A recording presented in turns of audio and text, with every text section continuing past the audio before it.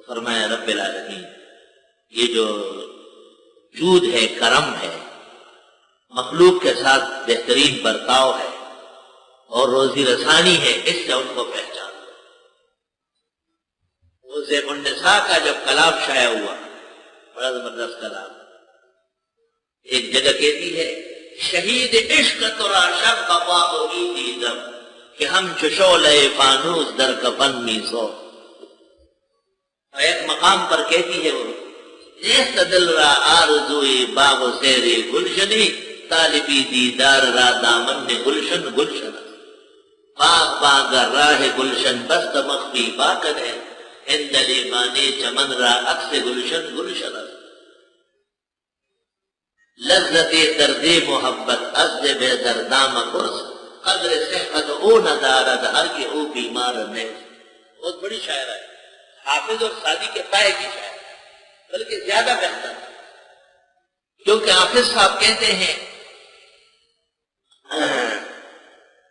رزق مقسوم است وقت آ مقرر کردہ ان پیشگا و پیشگا حاصل نمی گیرد جو۔ رزق تقسیم ہو چکا ہے، وقت مقرر ہے، اس سے زیادہ اور وقت سے پہلے نہیں ملے جو پاگل بن چکے۔ رزق مقسوم است وقت آ مقرر کردہ ان پیشگا و پیشگا حاصل نمی گیرد جو۔ لیکن بی بی نے اس کو جواب دیا، وہ کہتی ہے ہر روزے مکن اندیشہ کے مخفی آخر رزق مقسوم رسد گرچہ پس و پیش رسد، پس و پیش ہو سکتا ہے، اس سے زیادہ نہیں ملتا۔ بہر روزے مکن اندیشہ کے مخفی آخر رزق مقسوم رسد گرچہ پس و پیش رسد۔ جب بی بی صاحبہ کا کلام شائع ہوا تو ایران سے ایک قابل شاعر آیا، اس نے کہا مجھے اس شاعر سے ملاقات کر دیجیے۔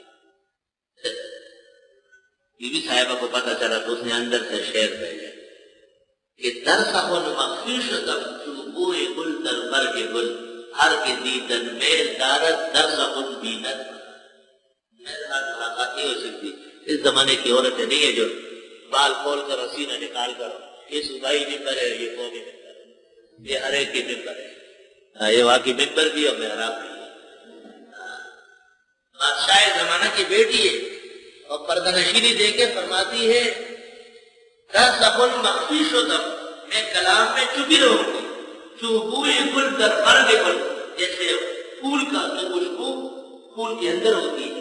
ہر کے دیدن میل دارت درسخن بھی نتمرا، جو مجھ سے ملنے آئے ہیں میرا کلام پڑھے، خبردار آگے مجھے جانب سے کوئی ضرورت نہیں مل رہی۔ یہ ہوتی دل سے فوراً آ جاتی کہ آپ کہاں ہیں،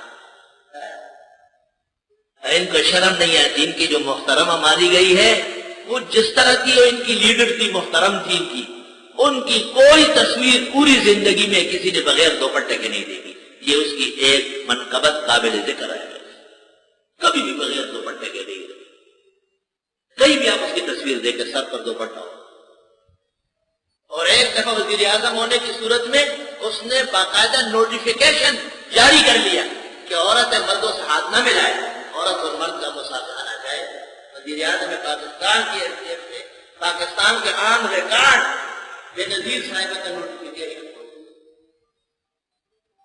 اپنے من میں ڈوب کر پا جا سراغ زندگی، تو اگر میرا نہیں بنتا نہ بن اپنا تو بن۔ کم از کم جس کی شہادت کے مزے میں آج تم وزارت حکومتیں کر رہے ہو ان کے نقش قدم پر چلو، تب بھی کافی بہتری واقع ہو جائے گی، کافی بہتری۔ اور بی بی صاحبہ نے دختر مشرق میں لکھا ہے کہ مجھ پر دباؤ تھا علماء و طلباء و مجاہدین کے خلاف کام کرنے کا، میں نے دباؤ کو قبول نہیں کیا۔ میں نے کہا میرا مذہب اور دین اجازت نہیں دیتا، اس لیے میری حکومت ختم کر دی۔ اللہ تعالیٰ نے مغربی طرز زندگی میں بھی بعض لوگوں میں غیرت پیدا کی۔ چنانچہ مصر الفساد والفتن ایک عالمی کانفرنس منعقد ہوئی۔ اس وقت انسانیت کی افزائش کی ضرورت نہیں ہے، کم سے کم لوگ ہو تو رزق اچھا ہوگا، آرام ہوگا۔ چنانچہ محترمہ نے پاکستان سے مصر پہنچ کر شیخ الازہر جاد الحق کی خدمت میں گئی اور ان کو کہا مجھے اسلامی روایات پر مشتمل مقالہ لکھ کر کے دے دو۔